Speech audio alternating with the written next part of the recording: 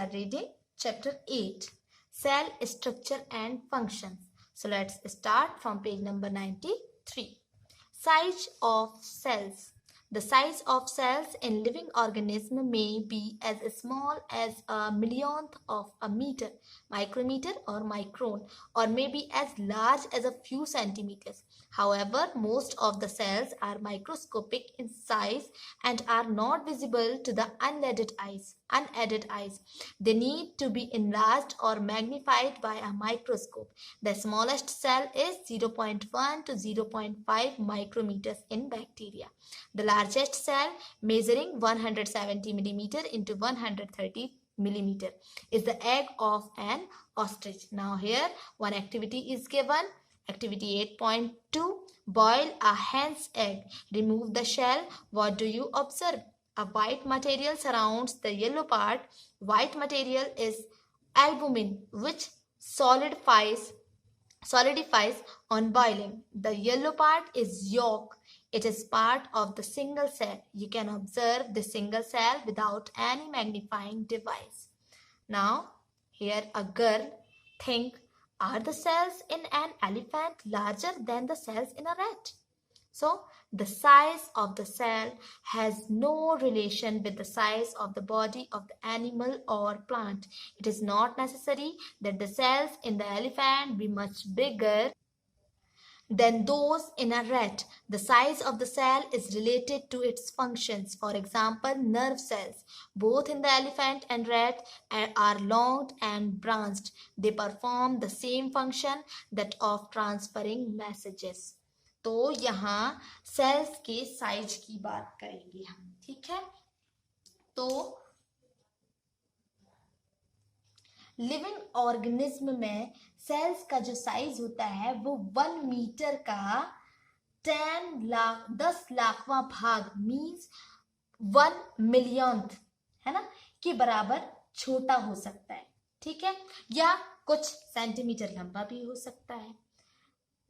लेकिन mostly sales जो हैं वो बहुत स्मॉल साइज की होती है और उनको खाली ऐसे ही हम आंखों से नहीं देख सकते हैं, वो हमें ऐसे ही दिखाई नहीं देती हैं। उन्हें देखने के लिए हमको माइक्रोस्कोप का यूज करना पड़ता है, ठीक है। तो सबसे स्मॉलेस्ट जो सेल है ना, द मोस्ट स्मॉलेस्ट सेल का जो साइज है वो 0.1 से 0.5 माइक्रोमीटर है, जो कि बैक्टीरिया सेल है, ठीक है। एंड सबसे जो लार्जेस्ट है ना, मोस्ट लार्जेस्ट सेल, ठीक है, उसका साइज कितना है 170 मिलीमीटर इंटू 130 मिलीमीटर, जो कि ऑस्ट्रिच का एग है। Now here one activity is given कि एक मुर्गी के अंडे को आप बॉईल करें, ठीक है, उसके ऊपर का जो छिलका होता है, शेल होता है, उसको आप हटाएं, उसके बाद देखें तो आपको दिखेगा कि जो अंदर एक येलो पार्ट होता है, मुर्गी का अंडा तो सभी ने देखा होगा उबला हुआ, है ना, तो उसके अंदर एक येलो पार्ट होता है, येलो पार्ट के ऊपर एक व्हाइट कलर का शेल होता है, ठीक है। तो व्हाइट मटेरियल जो है उसको हम एल्बुमिन कहते हैं, जो कि उबालने पर क्या हो जाता है, हार्ड हो जाता है, ठीक है। और उसके अंदर जो येलो पार्ट होता है, येलो पार्ट को हम यॉक कहते हैं, ठीक है।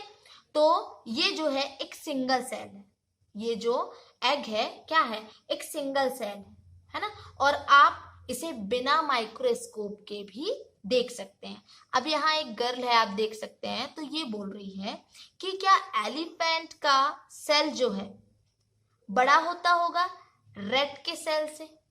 तो ये जरूरी नहीं है कि इंसान जो ऑर्गेनिज्म है ना, वो अपने साइज के अकॉर्डिंग उनके सेल्स बड़े हों। ये जरूरी नहीं है कि अगर हाथी एलिफेंट बड़ा है तो उसका सेल भी बड़ा होगा, रैट छोटा है तो रैट का सेल भी छोटा होगा, ऐसा नहीं होता है, ठीक है। तो सेल का जो साइज है ना, वो उसके फंक्शन से रिलेटेड होता है, उसके काम से रिलेटेड होता है। फॉर एग्जाम्पल कि नर्व सेल है ना, दोनों में होते हैं, एलिफेंट में भी होता है, रैट में भी होता है, ठीक है। और नर्व सेल कैसे होते हैं, यहाँ मैंने दिखाया था आपको, देखें ये होते हैं नर्व सेल, ऐसे लॉन्ग होते हैं और ब्रांच्ड होते हैं, मीन्स शाखाएं, जैसे पेड़ों में शाखाएं होती है ना, उस तरीके की इसमें भी शाखाएं होती हैं। ठीक है, तो ये दोनों जो नर्व सेल हैं वो सेम फंक्शन परफॉर्म करते हैं। ठीक है, एक सा कार्य परफॉर्म करते हैं वो, है ना। कौन सा काम? नर्व सेल का क्या काम होता है? मैसेज ट्रांसफर करने का। ठीक है, now cell structure and functions. Cell का स्ट्रक्चर, संरचना और उसके काम। ठीक है, तो आप क्लास 7 में भी पढ़ चुके हैं कि प्रत्येक ईच लिविंग ऑर्गेनिज्म के बहुत सारे ऑर्गन्स होते हैं। ऑर्गन्स मीन्स अंग होते हैं। ठीक है, क्लास 7 में आप डाइजेस्टिव ऑर्गन के बारे में पढ़े होंगे। ठीक है, जो कि डाइजेस्टिव सिस्टम बनाते हैं, है ना। सब मिलकर, डाइजेस्टिव ऑर्गन्स मिलकर डाइजेस्टिव सिस्टम बनाते हैं। ये क्लास 7 में आप पढ़ चुके हैं। और प्रत्येक ईच ऑर्गन जो है ना, प्रत्येक ऑर्गन का अलग अलग काम होता है। ठीक है, जैसे डाइजेशन, एसिमिलेशन एंड एब्सॉर्प्शन। ठीक है, डाइजेशन का मतलब तो जानते हैं आप, पाचन, है ना। और एसिमिलेशन का मीन्स होता है स्वांगीकरण, और एब्जॉर्ब करना मीन्स क्या होता है? अवशोषित करना किसी चीज को। ठीक है, उसी प्रकार similarly different organs of a plant के भी अलग अलग जो ऑर्गन्स होते हैं वो भी विशेष प्रकार का, ठीक है, स्पेसिफिक, स्पेशलाइज्ड, है ना, कार्य करते हैं, फंक्शन, ठीक है, कार्य करते हैं। फॉर एग्जाम्पल रूट्स जो है, ठीक है, वो क्या काम करती है? एब्जॉर्ब करती है वाटर और मिनरल्स। ठीक, जड़ जो है वाटर, और रूट जो है वाटर और मिनरल्स एब्जॉर्ब करने में हेल्प करती है। वो मिट्टी के अंदर होती है ना रूट। ठीक है, ऐसे ही लीव्स, पत्तियां, जैसा कि आप क्लास 7 में सीख चुके हैं, पढ़ चुके हैं कि जो लीव्स है ना, वो क्या काम करती हैं?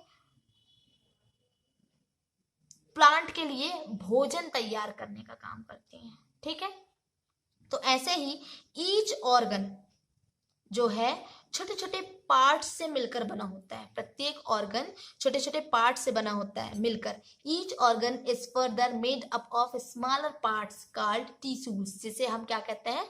टिश्यूज कहते हैं। ठीक है, टिश्यूज मीन्स इन हिंदी ऊतक। ठीक है, और एक टिश्यू जो है, एक टिश्यू जो है वो एक समान सिमिलर सेल्स के ग्रुप से मिलकर बना होता है। Okay, each organ is made up of smaller parts.